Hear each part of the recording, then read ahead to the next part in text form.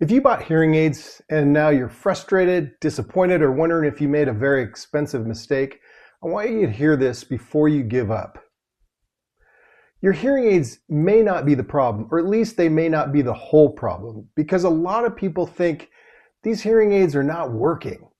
But what's really happening is one of these four things I'm going to tell you about.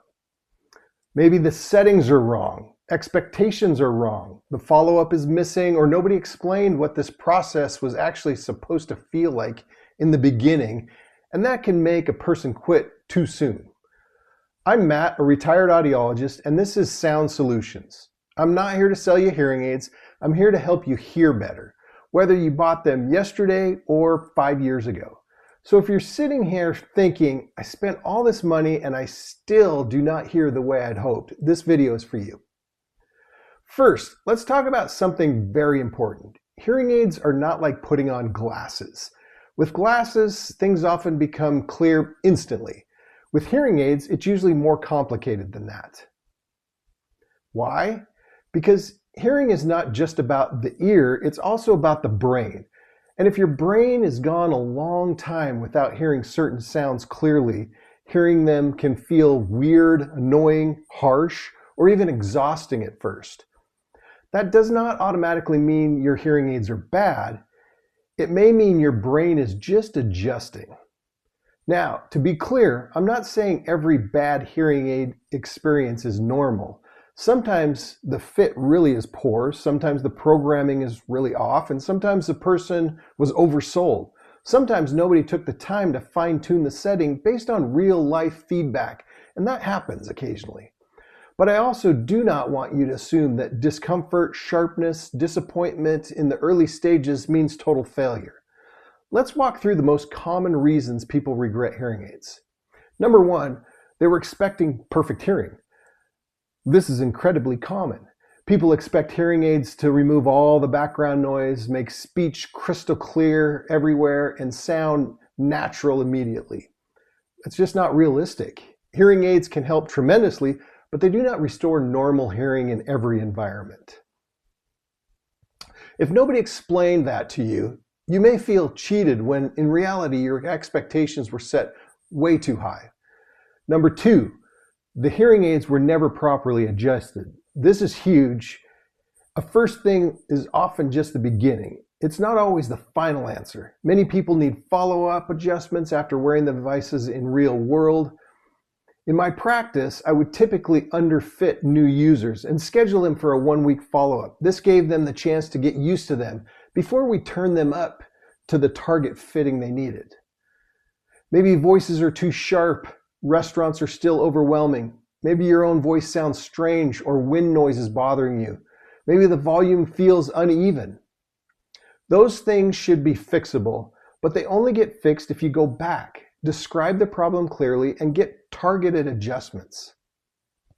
Number three, you have not identified your specific problem areas. Saying, I hate them is understandable, but it's too broad to solve.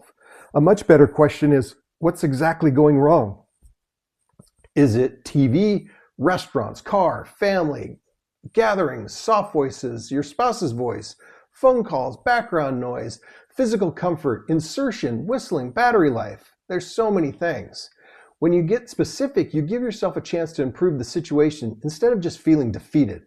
Think about programming a hearing aid like translating a foreign language.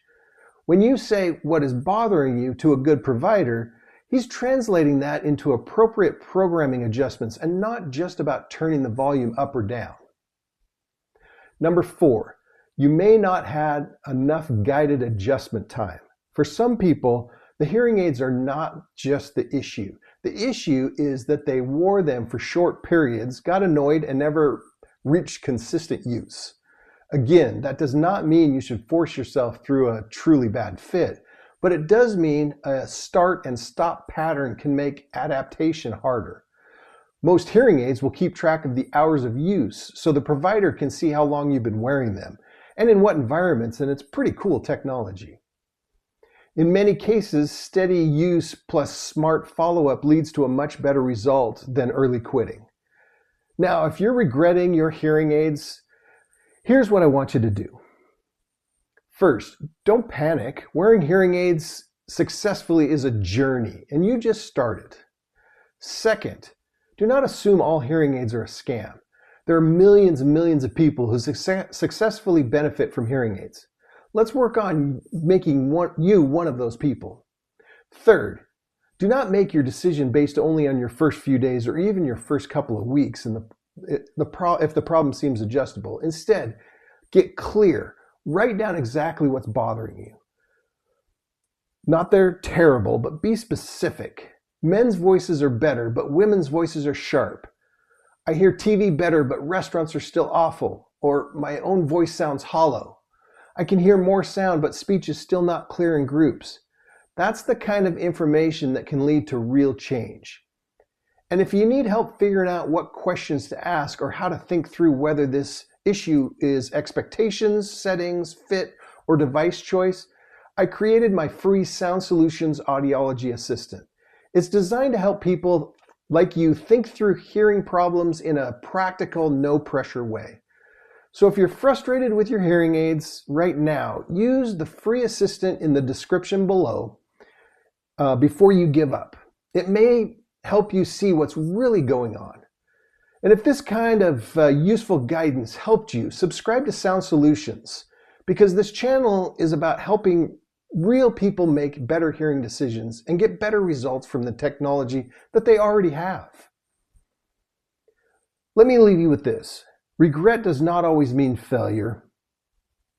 Sometimes it means the process is incomplete. Sometimes it means you need better counseling. Sometimes you need more adjustments. Sometimes you need more realistic expectations. And yes, sometimes you may need a different solution. But before you walk away completely, make sure you know which one it is.